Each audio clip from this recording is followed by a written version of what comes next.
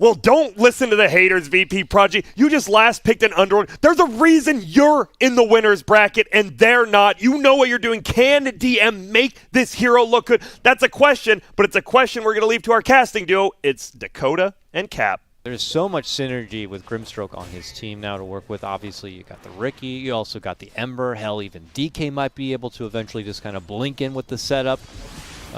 You've got double Dragon Tail stun, which Absolutely. I think is super powerful. Ooh, trouble potentially top lane for S4. He gets poisoned up and maledicted, and it's a story we've seen time and time again. This time, Ein able to get it set up, and Epileptic Kid will pick up that first blood into the spam of that Underlord, and he's already at half of his life and has to start chewing through the regen. And he's getting a lot of value out of this wand, and it could be good, but something he might fall back on soon enough. Mid lane, trouble for FN. Rotation over, Handskin shows up on the Nature's Prophet. The three of them surround Lady DP. Can they go for the finish? Ein steps in, tries to slow it down, but there's just too much power coming in from Alliance. Because Death Prophet had 3 Spirit Siphon charges and a Fairy Fire.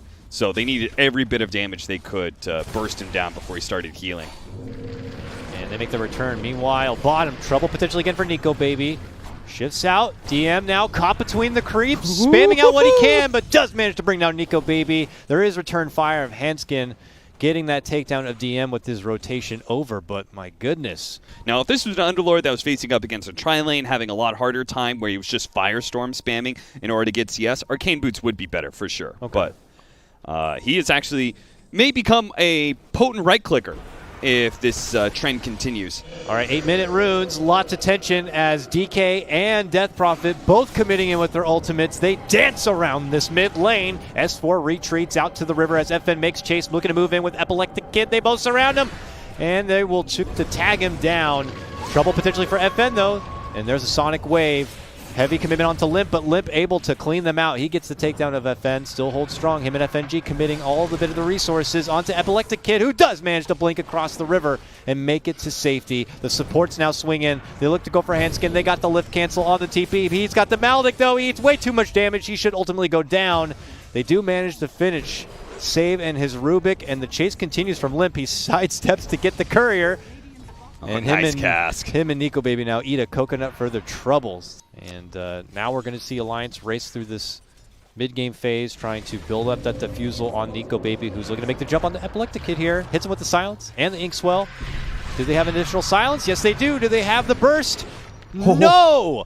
Just a hair short, and he somehow finds the pocket to leap out. They're still chasing for him, though, and he does not have TP. He's done for. Without that TP, there is no escape, and Queen of Pain will fall. Make a playmaker like Ursa work, but he usually likes to be able to farm a certain amount. Here, Epileptic Kid has been spending so much time roaming around and has often been doing nothing during that time. Now, Limp had known that Prodigy have been here waiting. He circled it out on the map. They're just waiting for this opportunity to potentially turn it around, and this is Alliance's time to punish Prodigy for being there, and they quickly torch down the Witch Doctor. They're going to be looking for FN next. He gets it from the Sprout, and DM says, "Boys, we got to go!"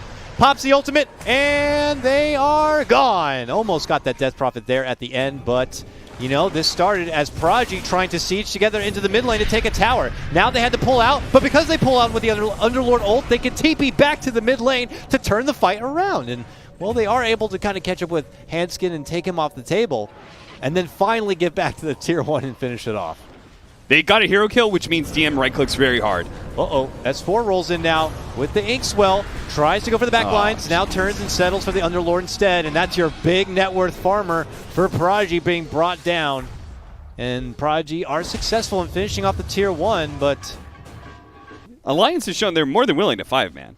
And if you're Virtus.pro Prodigy, I would think your lineup would be okay with that.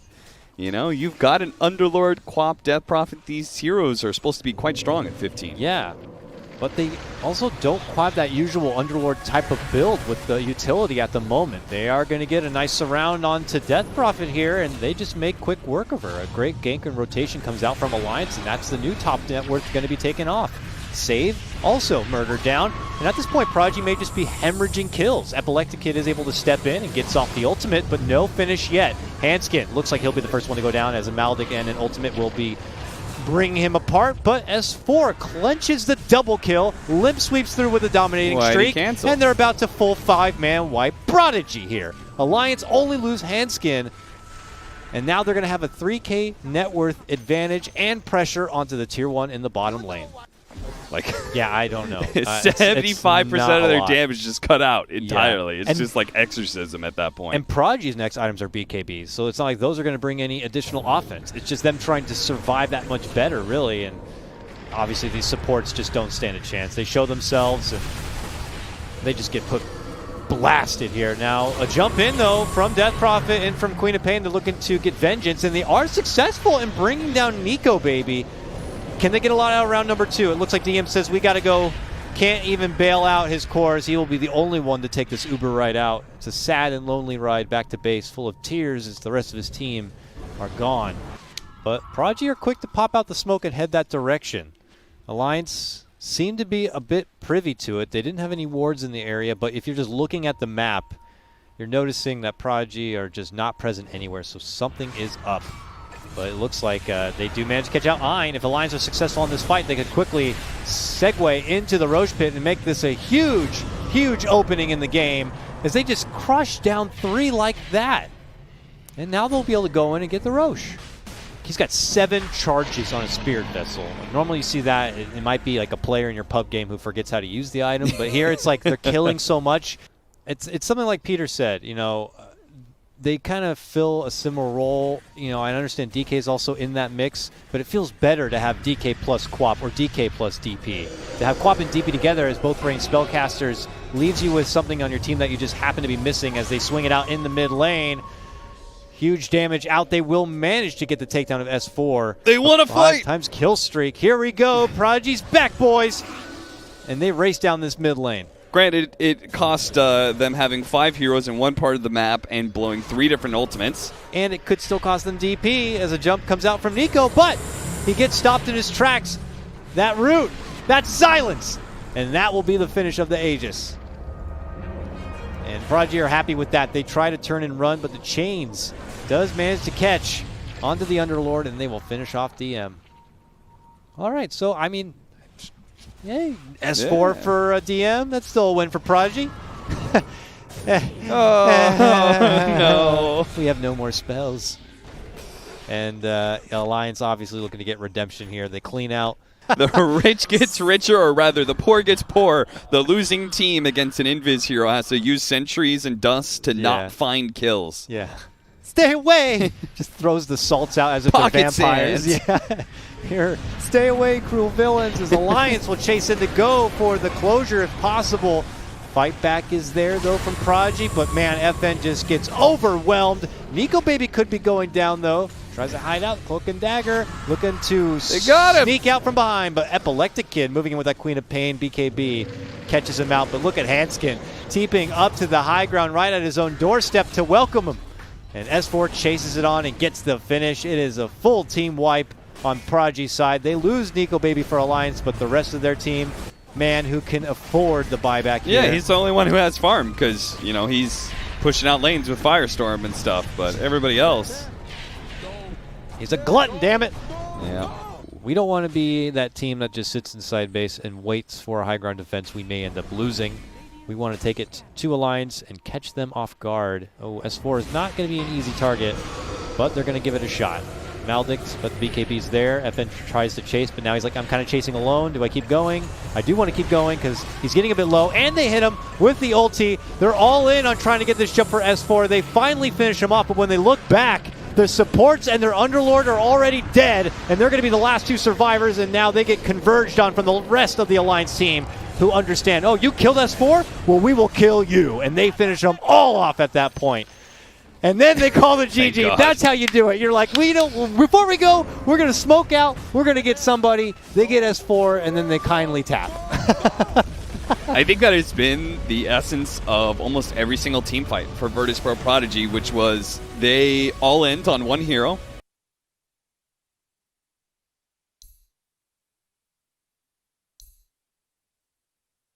It's getting going to be VP.PRODIGY. This last pick, Nature's Pro. We have seen Miracle carry on it. We've seen FN himself has carried on as well. Why couldn't he carry now? Well, that's a good question. We'll have to ask to DOTA and PPD. Limp is just dominating, man. And I have to imagine the scrim environment and the pubs that he's playing are really setting him up for that. FN's going to get blocked in and probably killed here. Oh, there's Hanskin. He had been lingering around that bottom lane, but more importantly, he continues to linger in the shadows and in the unknown for Prodigy, and they were not prepared. S4 is still doing fine because Yeah. it's a Beastmaster, and the Beastmaster always does kind of okay in his lane, no matter what the matchup is, it feels like. Yeah, I was going to say, I mean, S4 is still getting a decent amount of CS for himself. As long as he's not feeding over kills, you'd be considering this a bit of a win. As mid lane, trouble for FN. Limp already was doing good. I think there's a special form of honey or something like that. The queen feeds. DOTA lore honey. Damn. Got to get the loregasm on Get that him. one. As Epileptic we see. Kid. He Here it wants to is. kill on Limp. The rotation we've been waiting for. Coming out from FN. Does he tip him back? That's what's important here. FN is going to pay the price as he's maledicted and stunned up. And he gives him the tip back. That's what I want to see. Similar to the way that Nature's Prophet is able to abandon his lane once it's a little bit hard, Beastmaster can do the same. Oh, Beastmaster rolling over. He's got the good book. He's got the ulti. Stun out potentially for Epileptic, but he slides. Whether convenient timing or perfect timing, he's going to be fine. And now the sleep. Can he slide and run from this? I don't think so. He's got no mana left and will get slowly walked down and finished off. Meanwhile, Limp gets a takedown of DM, it looks like, in the bottom lane. Is that what you want to be waiting for next, though, for your alliance, or can you do more before the Radiance comes together? We are going to be seeing a jump onto FNG in that bottom river. Even FN rotating in from the high ground will be able to get the last hit, plus a ward denied there from Ein. Certainly feels that way. Alliance had a nice laning phase, commanding one in the mid lane for sure, but to being able to do something from it now, and like you mentioned, Prodigy have just been kind of sidestepping Alliance all along the way. Nice little sleep, but way too much follow-up damage, and now Limp is get the catch onto Ein, and just like that, Alliance do manage to hold the bottom lane and take a couple of scrappy kills, and then they will turn this into their own Tier 1 takedown. The rivalry is real, and we love it. We love storylines here, as 7-2, our game advantage for Alliance, just a slight 2K Oh, no, Hanskin. That's not an outpost you could take right now. He is so confident at this point, feeling like they can pressure up to this top lane. He will pay for it. And it looks like FNG will pay as witness, too. And just as Alliance scrap together 2 kills themselves, it's Prodigy who at least respond by taking the 2 supports. He's going to have the Radiance pretty quickly here. I think Prodigy would do well to try and make a move where they kill him twice. Mid lane, FN rotates over. He's got the blade mail. He pops it, and Limp puts his focus on someone else. He gets hit with the Fiend's Grip, though. But look who's sweeping it from behind. It's FNG with his own support ulti, and they blast down the Nature's Prophet. The Roar going to be there from S4, and he's got that new Necro 3. So he flexes it out and begins to take it right back to Prodigy. Here comes His Majesty, the King, Nico Baby.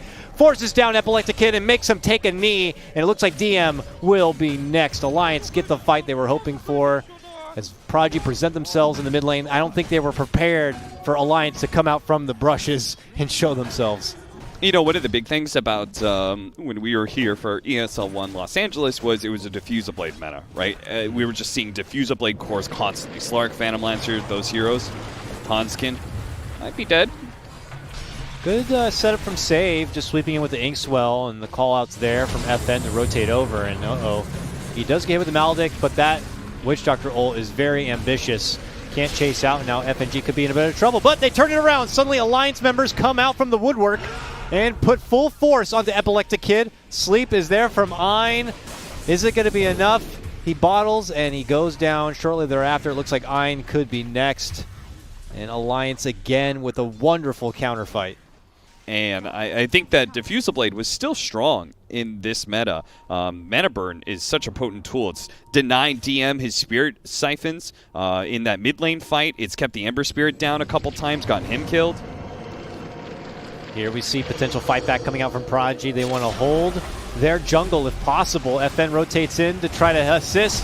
where DM is getting surrounded. He gets off as many soul siphons as possible and is going to be successful at least ripping down FNG. They take the first life, but the dunk comes in from Hanskin and catches out 2.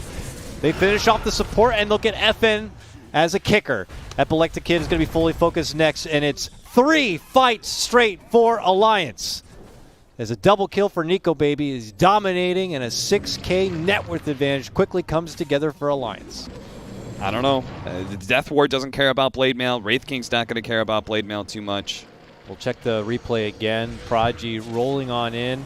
The only reason he lives so long is right here he gets nightmared and untargetable, and he heals so much from 3 different Spirit Siphons. But even with that ideal play, they still get run over. Save goes down to the hands of S4. Ein is able to get that finish on Nico Baby, though, in the top lane with assistance from FN. As here they come again, Prodigy. There was lots of wards. I don't know if that backward saw the smoke or not. That was a double smoke, too. Alliance popped their own smoke.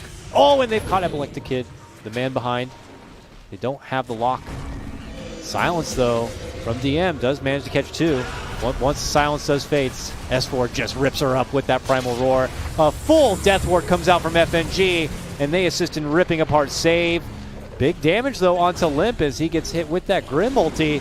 FN is like the one DPSer, it feels, for Prodigy. Does manage to scrape a kill, but man, look at this. They're going to lose 5 again. This is like the 3rd or 4th 5-man wipe on Prodigy this game.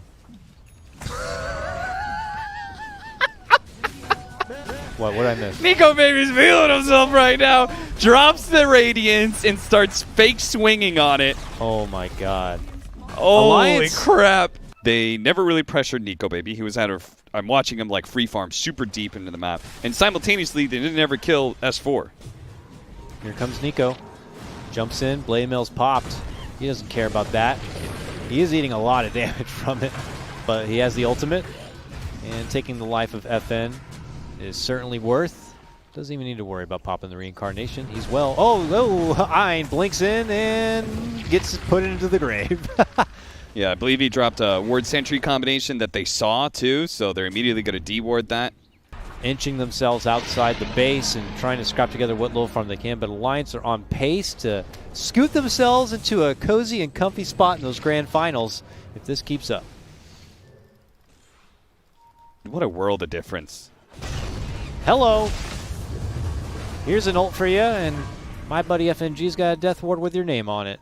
Tanky frontliners with stuns makes Viper look really good. Granted, feels like everybody from Alliance is having a free game, but looking back at that Nigma game where they had Weaver, you know, that's the exact opposite of a Frank. Tanky frontliner with a stun. He has none of those attributes. They block out Ein. He's forced to TP, but the coconut comes in from FNG. Get the hell out of here. Nope. He literally does get the hell out of there. Maledict? He does have the urn on him, so he's dead. All right. Nice grab there from him. Just Alliance bullying them at this point. Vlad's Helmet Dominator, full-out teamfight items that will bulldoze towers. Top 3 net worth all belonging to Alliance here. A DD Viper, as mentioned, going to just start sieging away at the bottom. DM just dead instantly. Yeah. I don't think that Wraith King cares about Blade Mails. Nah. He has 2 lives. He doesn't care about turning damage back around on himself. Desperately trying to make something count or exchange. FN is going to be able to grab the top tier 2, I guess, for their troubles. But Alliance have a smooth road ahead of them here as they continue to catch little picks inside the base. They don't even seem to have to worry about any sort of 5-on-5 clash. And I do think part of it is just the meta. I think it's supposed to be more one-sided without comeback mechanisms. Looks like they're going to try and kill FN at top. Okay. Reflect back the Blade Mail. Death Ward also doesn't care about Blade Mail. Okay, well, they separated them. Maybe they can get some kills in mid. All right, a jump on S4 and a jump on Nico Baby. Buyback comes out from Ein's Bane. Can they get the second life of Nico Baby? Just kite him around. He's very dangerous. I mean, all that to get the ultimate of Nico Baby. Doesn't feel good. He's got 3 lives. He's got 6 seconds to have his ultimate again. So like the whole game before was for nothing.